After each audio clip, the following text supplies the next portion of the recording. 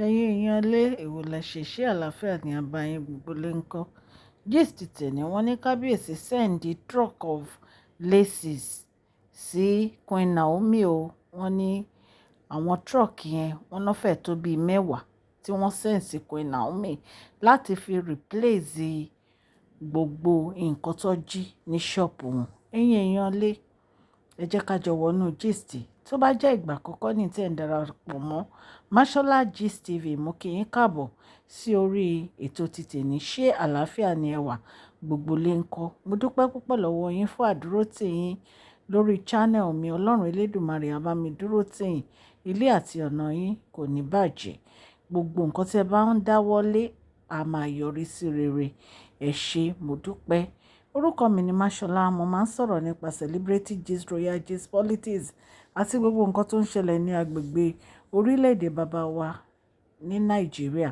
Ẹ̀yin èèyàn létí ẹ̀ bá ti subscribe, ẹ tẹ notification bell yín so that a bá ti post any gist ẹ máa rí. Òkè òkè ni ọlá yín á máa lọ. Ọlá yín ò ní lọ ìsàlẹ̀ láíláí. Ẹ̀yin náà mọ̀ pé àwọn èèyàn break into shop Queen Naomi tí wọ́n kó ọjà wọn lọ. Ṣùgbọ́n Kábíyèsí ṣe bẹbẹ o.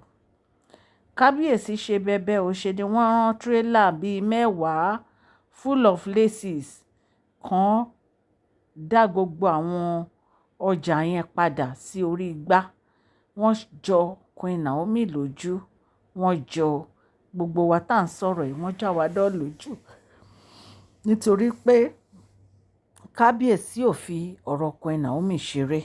Àwọn tí wọ́n lọ break into this shop, Kábíyèsí ní pé iṣẹ́ yẹn, pé inú palace ni iṣẹ́ yẹn ti wà. Ẹ̀yin èèyàn lé, èmi ò mọ nǹkan tí ó le tó báyìí tó jẹ́ pé they are just after Queen Naomi.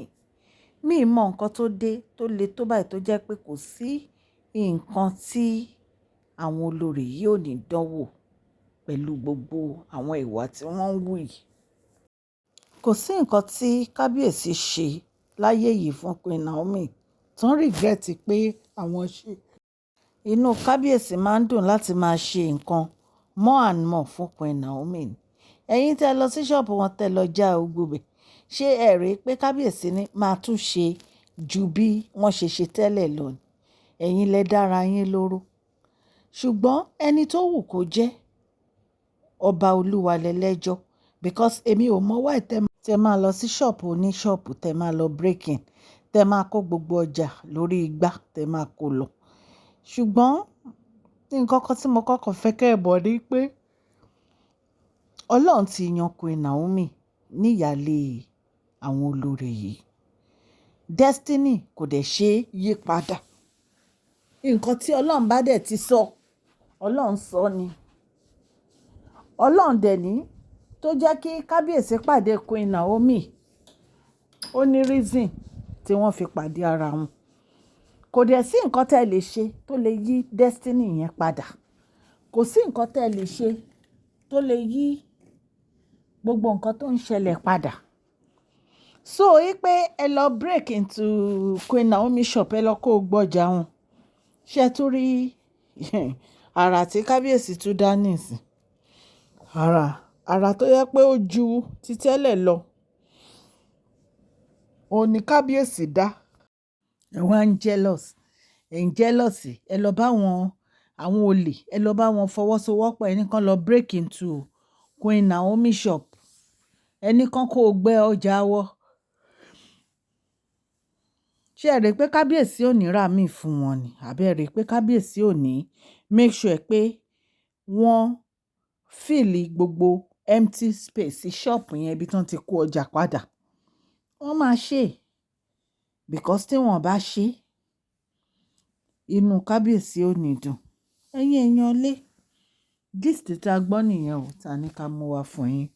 Wọ́n ní Kábíyèsí ti rán bíi 10 trailers of lace wípé kí wọ́n lọ fi lóòdù ṣọ́ọ̀bù Queen Naomi padà. Ọlọ́run ọba ó wà lẹ́yìn Queen Naomi.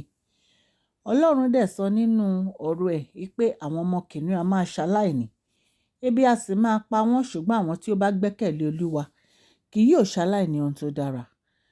Queen Naomi gbẹ́kẹ̀lé Olúwa, kò sí bó ṣe fẹ́ ṣaláì ní ohun tó dára. Ọlọ́run máa pèsè fún wọn. Gbogbo ẹ̀yin tí ẹ̀ ń gbọ́ mi, Ọlọ́run máa pèsè fẹ́yìn náà o. Ẹ̀yin náà ní láàkẹ́ni tẹ o, àtẹ̀mí tí mò ń sọ̀rọ̀ ẹ̀ ní agbára Ọlọ́run. Kábíyèsí ẹ ṣé o fún gbogbo àdúrótì yín fún Queen Naomi. Ọlọ́run Elédùmarè á ràn yín lọ́wọ́. Ibi tí ẹ ti mówó tí ẹ fi ra tírélà wọn léèsì yìí, Ọlọ́run á dé padà. Ẹ̀yin èèyàn lè kò jẹ́ bó ṣe jẹ́. A mú ọ̀rọ̀ yìí wá láti iléeṣẹ́ Mashola Gist TV. Etí tẹ́ fi ń gbọ́ mi ò ní di, ọwọ́ tẹ́ fi ń tẹ subscribe, like ò ní kan ìsàlẹ̀ àpò. Ní àṣẹ Ọlọ́run ọba òkè òkè lọ́lá yín á máa lọ. Please share this video, like and subscribe. God bless you all.